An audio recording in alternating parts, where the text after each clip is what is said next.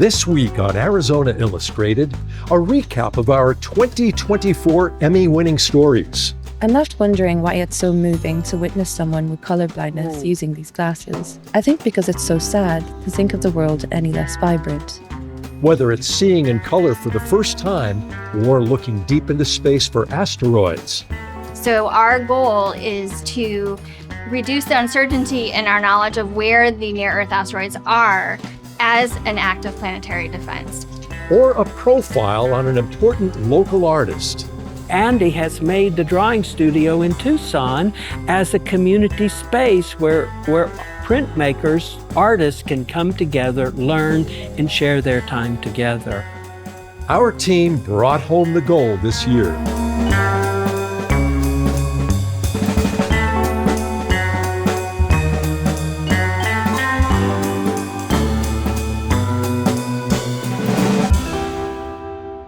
Hello and welcome to Arizona Illustrated. I'm Tom McNamara. Every year, regional chapters of the National Academy of Television Arts and Sciences recognize and reward excellence in their broadcast community with Emmy Awards. And this year, AZPM received nominations for 15 different projects. And our show won awards in 5 different categories, and our talented team brought home 11 statues. First up, producer Koichni Simone, videographers Robert Lindbergh, Deanna Cadena, and Erica Dellenbach, and graphic editor John DeSoto were all recognized with a Rocky Mountain Emmy in the instructional category for their work on John is Colorblind.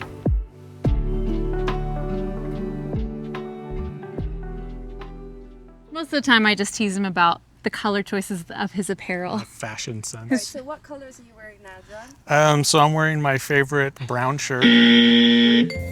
So the idea for this story came about when my colleague, John DeSoto, here's John, came to work wearing a salmony pinkish shirt, this shirt, and I commented that it was an interesting color in him, and he said, "Oh really? I wouldn't know. I'm colorblind." Surprised by this, I asked him if he ever tried those corrective glasses ever, and he said, "No. They're just kind of expensive." So naturally, I decided to do a story about this and set out on a mission to get John these glasses.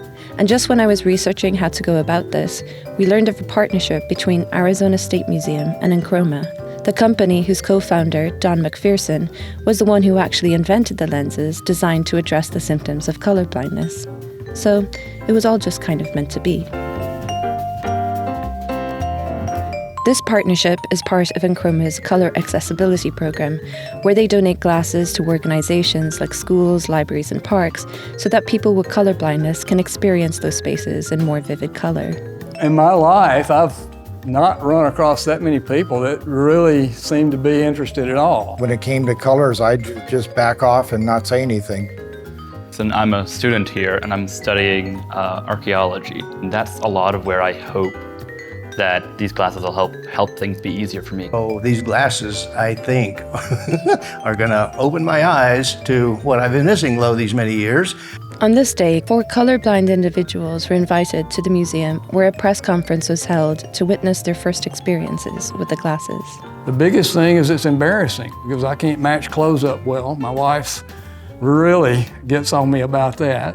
Like John, one thing they all have in common is having trouble getting dressed. My wife always had to dress me because of wrong color tie, wrong color shirt, wrong color pants. Apparently, I'm a moderate dresser. I've never had, with the exceptions from purple socks that my kids made me buy.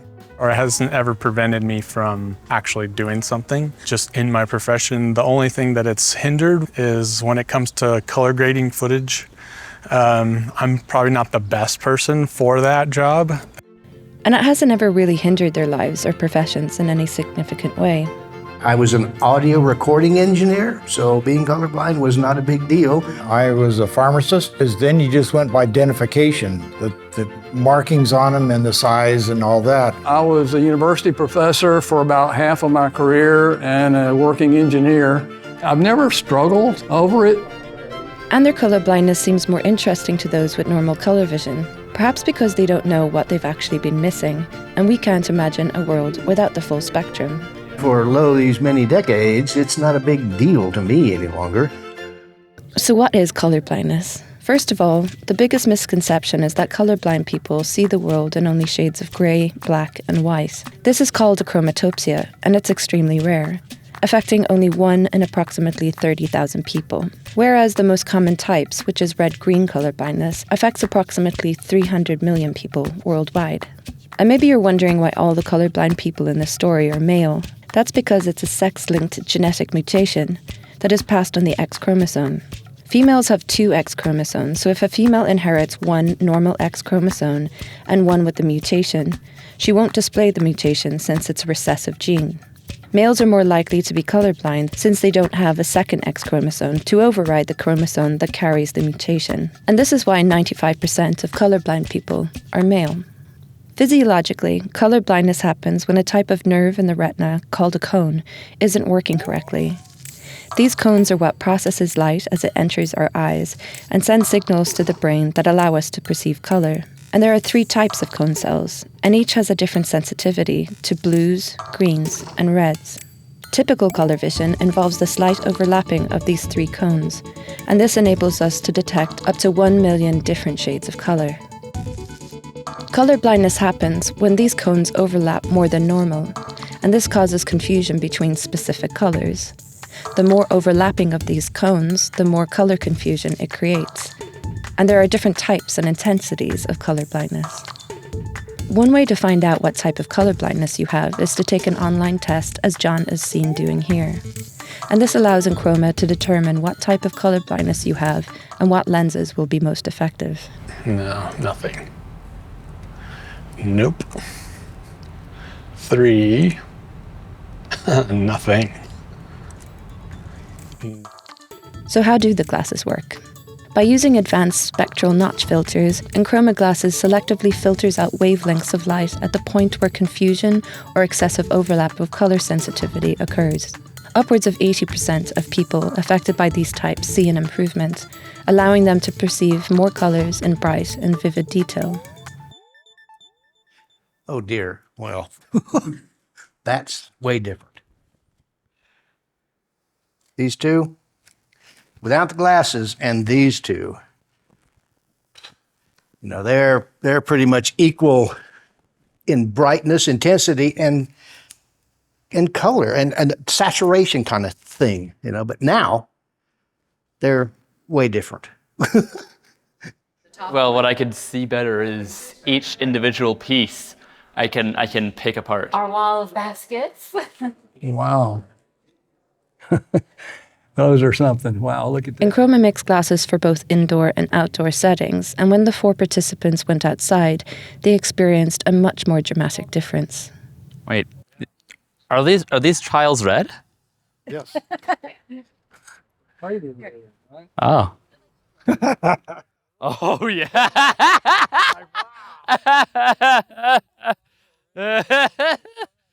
The building. Oh man. Yeah, that's red, all right. It's red brick, but it's... Here, you want next? Yeah, let me... Yeah. And for John's big moment, I brought him to the most colourful place I could think of, the Tucson Botanical Gardens, where we were joined by his wife and daughter. This is exciting. Palms are sweaty. Ooh. Seriously? Oh my gosh. That's weird. That's purple. That's what purple is. It's... Can you see these? Those are definitely red. What are those? That's definitely red. Oh, like the contrast in the red and green is like super significant. Look at your shirt. It's green. Oh, For dang. sure? Where is it? That's green. What did you think it was before? Brown. That is weird. Mom, how green the vines. Those are very green. I'm left wondering why it's so moving to witness someone with colour blindness using these glasses. I think because it's so sad to think of the world any less vibrant. But this is subjective. There are, in fact, many, many more colors that people with normal color vision can't see, like infrared and ultraviolet. And it's impossible to even imagine what they look like, because we lack the visual literacy to articulate them. But perhaps one day, the technology will exist that will allow us to see how much richer and vaster the world and cosmos actually is. That's red. Hollywood is fond of making apocalyptic films about asteroids impacting Earth. At the University of Arizona SPACEWATCH program, several real-life scientists are on the front lines of monitoring the night sky for these hazardous asteroids.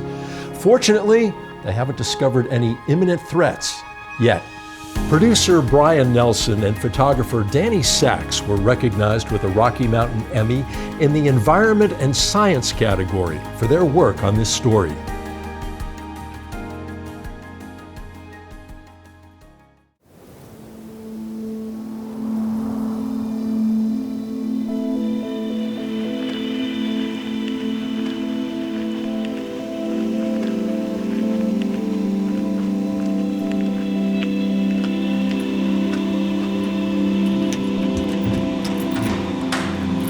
When we're observing, we drive up to the mountain in the mid-afternoon. Then we will start up and do a walk around both telescopes to make sure everything looks good. The 1.8 meter and 0.9 meter telescopes that we use are on Kitt Peak. And the 0.9 meter telescope is actually the original Stewart Observatory telescope that started off on campus in 1922. One thing we need to do is choose our first targets and then start up all the software that we need to operate the telescopes. Then we also do a pointing to make sure that we're pointing exactly where we want to be pointing in the sky. And then we're ready to start taking images of asteroids.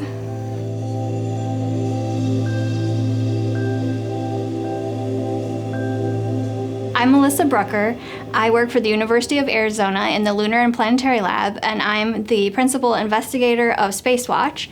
And we use telescopes on Kitt Peak to measure the positions of asteroids to make sure they don't get lost. Why don't we check out this one up here? Okay.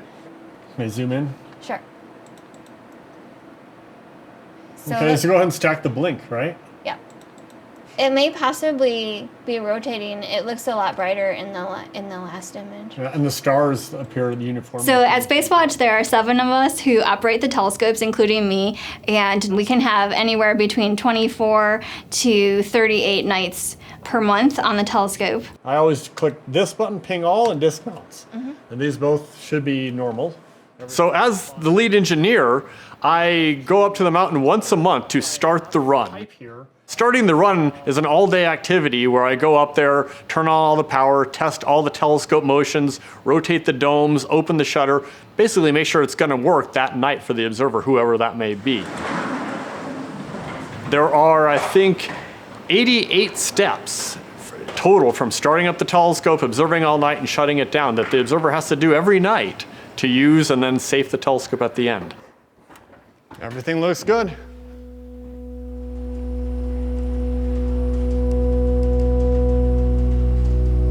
For me personally, it offers a way to introduce a cycle. Life is full of cycles, and this allows me to kind of get away from the daily grind, if you will, and just kind of observe.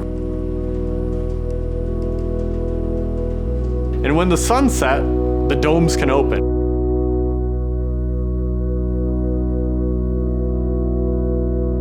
I do get that sense of awe looking up the night sky, and it is amazing how dark it is on Kitt Peak. You can actually see the Milky Way in all its glory.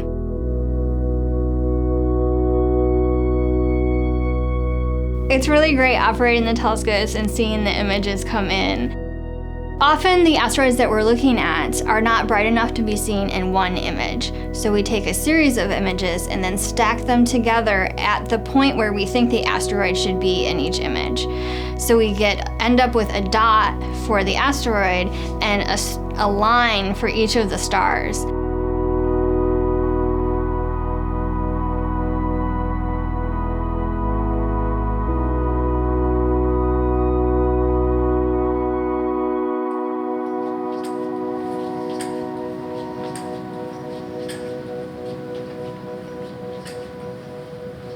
SpaceWatch was started by Professor Tom Garrels and Dr. Bob McMillan in 1980, and we have gradually moved towards doing follow-up of newly discovered high-priority asteroids rather than doing survey. I retired on paper in 2019, but I'm still around. I'm kind of proud of the fact that I've helped to steer SpaceWatch into evolving priorities. When we started out in the early 80s, it was a real struggle. We did have a surprising amount of hostile peer review, and I think SpaceWatch helped to make the search for hazardous asteroids respectable. Another milestone that occurred for SpaceWatch was that in 1997, 98, NASA created a funding program specifically to search for hazardous asteroids. So we have a NASA grant that funds our observations, and it is part of the Planetary Defense Coordination Office. So our goal is to reduce the uncertainty in our knowledge of where the near-Earth asteroids are as an act of planetary defense. And some of the more famous asteroids we looked at are Didymos, the target of the NASA's DART mission, the Double Asteroid Redirect Test. The goal was to nudge the asteroid by impacting it with the spacecraft. So they wanted to deflect the asteroid so that if it was one that could hit Earth, it would be moved. So we're not superheroes, but by being funded by NASA, we do fall under the auspices of the Planetary Defense Officer. What makes this job fun to me is being able to be part of the entire cycle of operations, from designing the equipment to building it, to testing it, to using it, to submitting the data. I really believe in what I do, that there are rocks flying around in space, and one day a big one will hit us. It's inevitable. And I don't lose sleep over it, but I am glad there are people looking. And I hope that we can build a system that gets better and more efficient every year, and one day might help save civilization. It's great to be a part of that.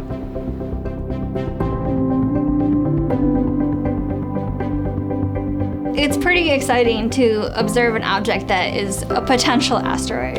And when you actually see it on the screen, blinking across the images, you're like, I did the job, and I'm saving the world.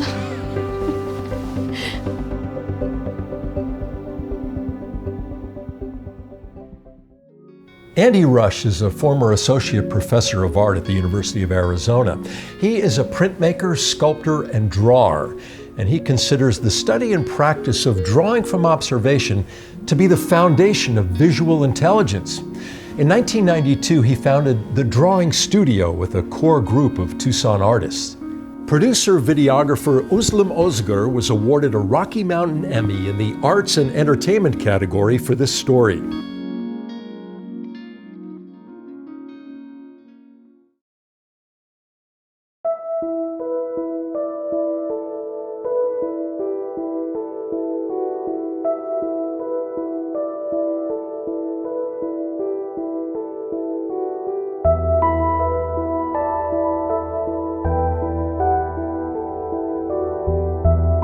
First of all, drawing is a language. It's more than what you see with your eyes, because to draw goes through your kinesthesia. So there's a whole language that is developing as I actually draw you with my body. And so for me, drawing brings us in a much deeper and more personal way.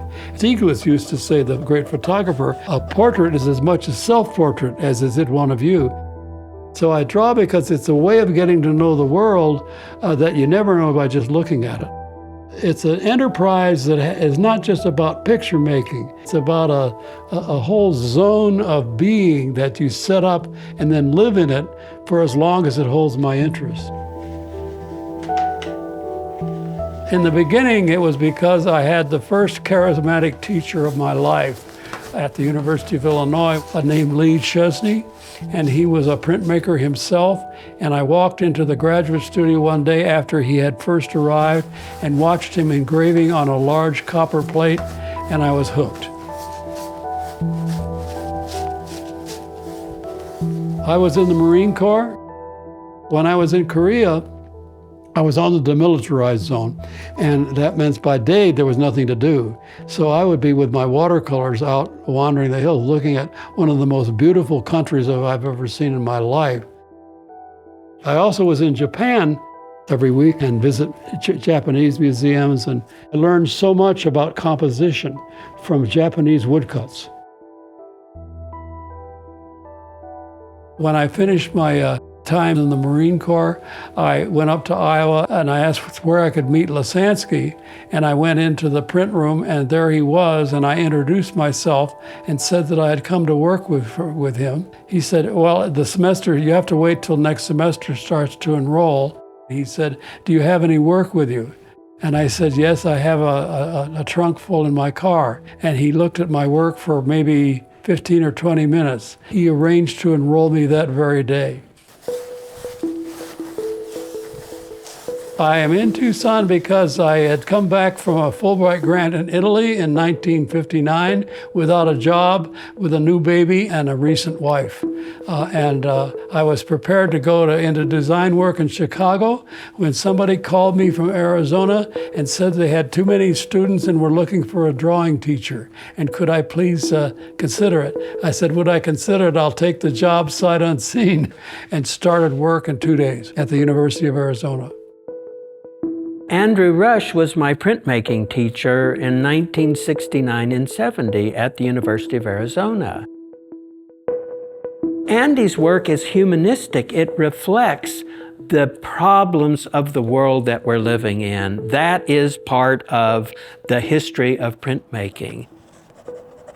When I first came out here, the art community was a fairly small, tight group. And the name Andy Rush always came up. He was just so well known that I guess I was expecting to feel very small in his presence. And he's such a welcoming person that it was very easy just to sit and chat with him.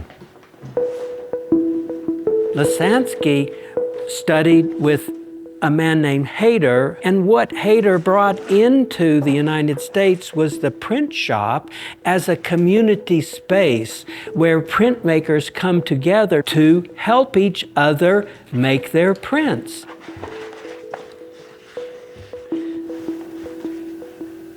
And now Andy has made the drawing studio in Tucson as a community space where printmakers, artists can come together, learn, and share their time together.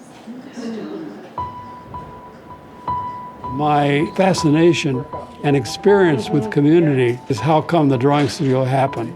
I consider the drawing studio as a direct evolution from my experience both with Lisansky and with modern printmaking community studios. I came to the drawing studio specifically to be mentored by Andy. We have since developed, I think, a very close relationship, not of competition by any means, but learning from each other. And that's the beautiful part of printmaking. I keep hundreds of sketchbooks, and as I do this, very often something starts occurring to me. I use 4 separate figures and then combine them with different colors and in different ways so they speak a little differently in different contexts. What's the future going to be about? It's going to be about anybody who can think of things from more than one point of view. And the only place I know that teaches that is the arts, especially the visual arts. And that the drawing studio is an effort to design an organization that addresses the learning of art in a way that can reach anybody who wants to start.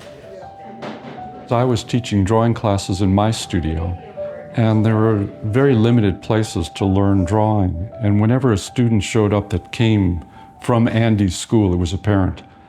They had skills and knowledge and an ability to work with the materials. the professor artist Charles Littler. Every Sunday morning we sat to talk about community and what it would take to find a way for artists to live together in a more compatible way with our children and our lives and continue to make art. Charles's wife, Cora, found an ad in the paper advertising an old dude ranch up for sale, 80 acres and 23 houses for $68,000. Can you believe it? We got a group together from the U of A to buy this property in 1968. And the following year, Andy moved out here, and we've been here ever since. We've done many projects together, mostly murals and tile murals. We've had shows together here in the gallery. He switched to clay for a while. He worked on clay for probably 15 years or so. In the middle of the 80s someplace, I noticed that the market for what I make, black and white etchings, was fading. Suddenly I had 4 kids in school at the time. I needed to find something. And at the time, my friend Fox McGrew here on my ranch, who's a ceramic sculptor, was teaching me how to make tile, how to make art tile. So I began to work in terracotta sculpture.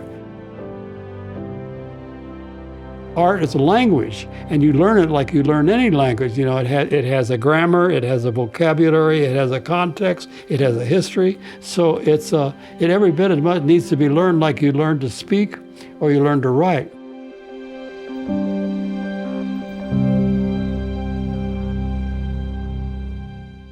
Our producer, John DeSoto, also won an Emmy in the Education and Schools category for his Spanish language profile on Pueblo High mariachi teacher Señor Contreras.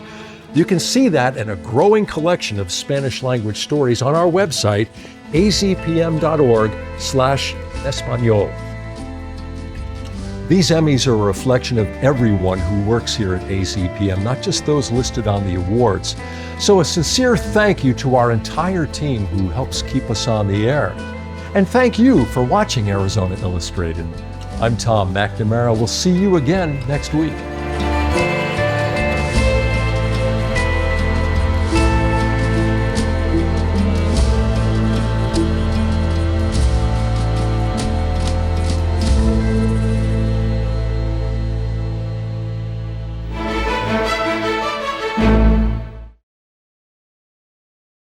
Hi, I'm Tom McNamara, host of Arizona Illustrated. Thank you for watching this entire episode of our show here on YouTube. And if you liked it, well, here's another episode that we think you'll like.